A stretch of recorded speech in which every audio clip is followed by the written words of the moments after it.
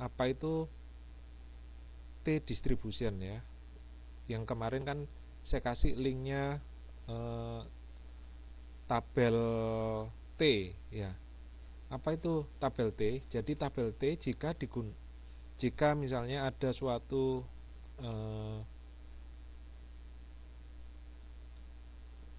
pengambilan sampel. Jadi misalnya kemarin kan ada populasi, kemudian diambil sebagian ya, diambil sebagian sampel. Nah, ini kalau misalnya N atau jumlah sampelnya ini banyak ini artinya dalam arti 100 ke atas ya, N-nya banyak atau lebih besar 100, maka kita menggunakan normal standar distribusi ya, atau kita ubah fungsinya menjadi Z distribution ya. Masih ingat ya Z distribusi, cara nyarinya bagaimana? Jadi Z sama dengan apa kemarin? X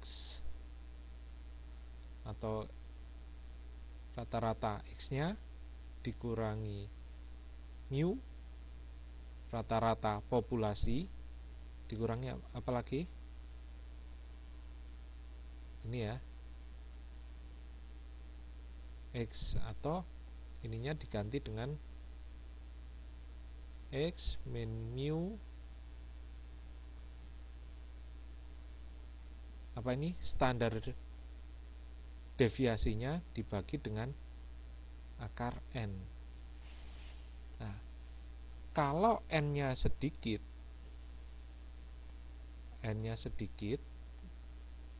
maksudnya sedikit ini berapa? Ya kurang dari 100. Jadi biasanya N cuman 10 atau N 25, kita menggunakan T distribusi. Cuman biasanya di soal di sini kalau T distribusi digunakan kalau apa? Kalau sigmanya tidak diketahui. Apa sigma itu? Standar deviasi dari populasi tidak diketahui.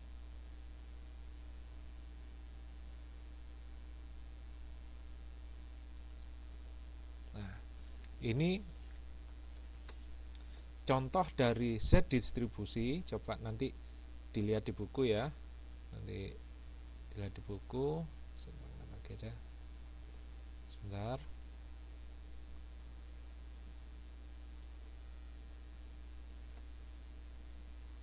Jadi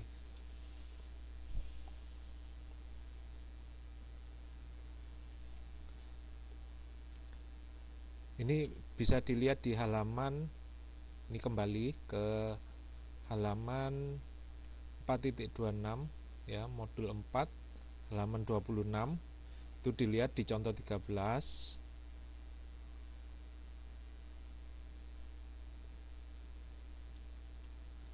Nah, misalnya di sini N sama dengan 10 ya, contoh 13 N-nya sama dengan 10. Kemudian, nah, satu lagi luasnya, ini luasnya 95%. Jadi misalnya 95% seperti ini ya. Ya, sama bentuknya dengan distribusi Z. Bedanya kalau ini N-nya sama dengan 10, berarti kecil. Kemudian biasanya luasnya sudah diketahui 95% ya. Kemudian di sini disuruh cari batas T-nya. Batas T. Nah, ini 0 sama berarti disuruh mencari T1 dan T2 ya. Dengan luas arsirannya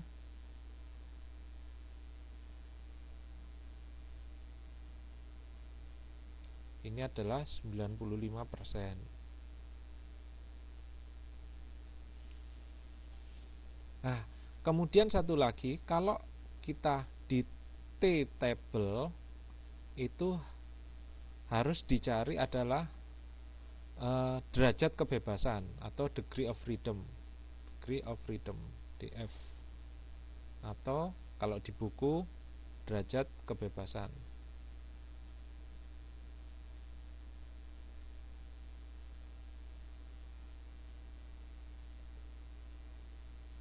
Derajat kebebasan atau degree of freedom ini apa?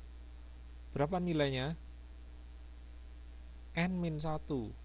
Jadi N-nya berapa? 10, berarti dikurangi 1 sama dengan 9. Kurangi 1 ya. Sama dengan 9. Ini degree of freedom-nya. Kemudian dicari di tabel T. Coba dilihat. Tabel T tadi dicari 95% ya. Nah, di sini ada dua kemungkinan. Saya bicara one tail saja karena lebih familiar. Anggap saja one tail itu seperti ini ya. Jadi yang diketahui cuma separuh. Jadi ini dimulai dari 0. Jadi ini apa? Satu sisi gitu aja saya mau. One tail. Satu sisi. Tadi di sini diketahui bahwa luasnya adalah 95% ya. Kemudian degree of freedom-nya adalah 9. Nah, benar. Nah, kalau yang di tail di tabel T itu yang dicari adalah yang di sini. Berarti kalau satu sisi berarti 95% bagi 2 berapa? Satu sisi. Satu sisi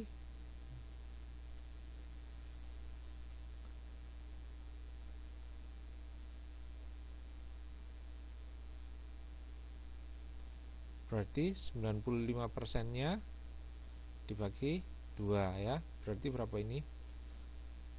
47,5%.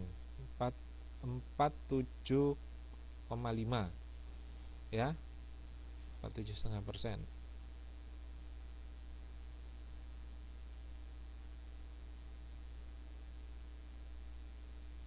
Lah luasnya yang di sini berapa? Luasnya adalah 0,5. Kenapa 0,5? Satu sisi ya. Kurangi 47,5%.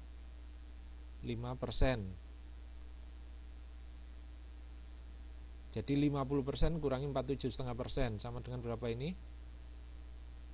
2,5% atau 0,025 ya. 1, 2, 2,5%, 0,025. Nah, kemudian saya cari luasnya berapa di tabel T. 0,025. Nah, ini kan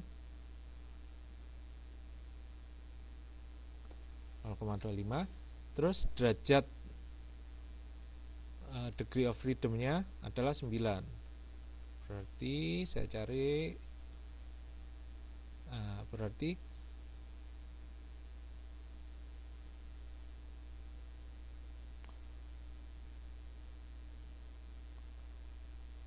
luasnya adalah 2,26.